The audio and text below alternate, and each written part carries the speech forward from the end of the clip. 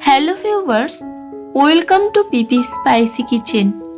আজ আমি শেয়ার করছি একেবারে নরম তুলতুলে স্পঞ্জি কেকের রেসিপি। মাত্র 2টি ডিম দিয়ে একদম স্পঞ্জি কেক বানিয়ে দেখাবো। এটা দেখার পর তোমরাও পারবে মাইক্রোওয়েভ ছাড়া গ্যাস বা উনুনে এরকম স্পঞ্জি কেক বানাতে। তো একেবারে সহজ রেসিপিটা সম্পূর্ণ দেখতে থাকো, আশা করছি ভালো লাগবে। কেক বানানোর জন্য প্রথমে আমি একটা বোলের মধ্যে 2টো ডিম ভেঙে নিচ্ছি।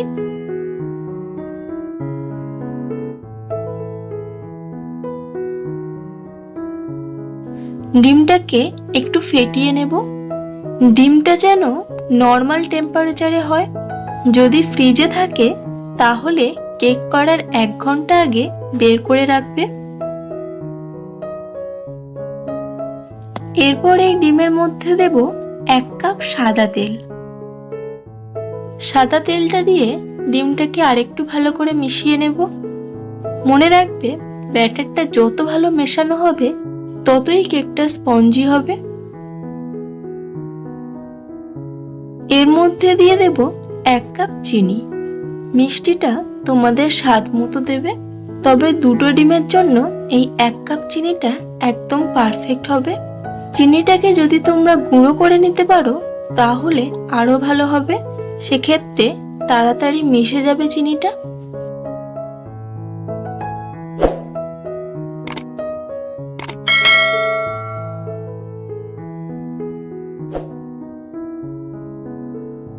চিনিটা এরকম মিশিয়ে নিয়ে এর মধ্যে 2 কাপ ময়দা দিয়ে দেব। দেব স্বাদ মতো লবণ, দেব 1 চামচ বেকিং পাউডার আর দেব 1 চামচ গুঁড়ো দুধ। সব উপকরণগুলো ভালো করে মিশিয়ে নেব।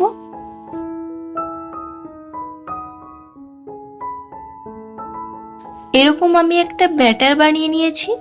ব্যাটারটাকে এরকম ঘনত্বে রাখছি। তোমাদের ব্যাটার যদি বেশি ঘনত্বের লাগে তাহলে এর মধ্যে লিকুইড দুধ অ্যাড করতে পারো, কিন্তু একদমই জল দিতে যাবে না। এরপর একটা বাটিতে নর্মাল খাতার পেজ বসিয়ে নিয়েছি। এর মধ্যে একটু সাদা তেল মাখিয়ে নেব ভালো করে।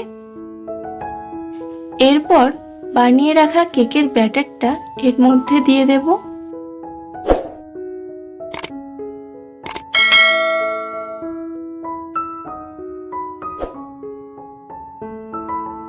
এরপর একটা পাত্রে জল গরম হতে দিয়েছি।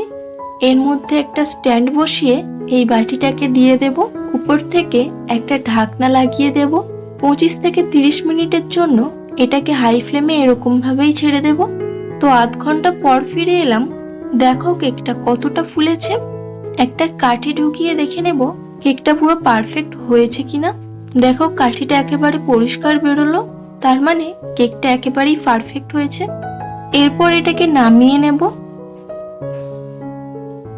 ঠান্ডা করে নিয়ে একটা পাত্রে ঢেলে নেব।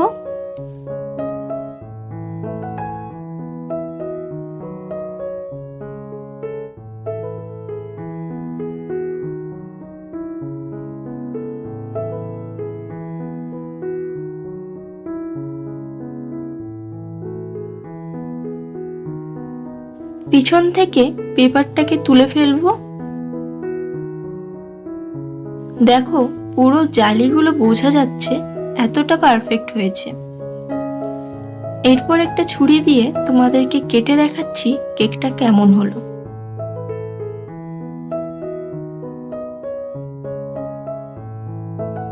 কেকটা এতটাই স্পঞ্জি হয়েছে যে ছুরি দিয়ে কাটতে গেলে একেবারে তুলোর মতো লাগছে। তো তোমাদের এই কেকের রেসিপি কেমন লাগলো কমেন্ট করে অবশ্যই জানাবে। ভালো লাগলে একটা লাইক, আর চ্যানেলে যারা নতুন তাদের কাছে অনুরোধ রইল চ্যানেলটিকে সাবস্ক্রাইব করে পাশে থাকার। সবাই ভালো থাকবে, আবার ফিরবো নতুন কোনো রেসিপির ভিডিও নিয়ে।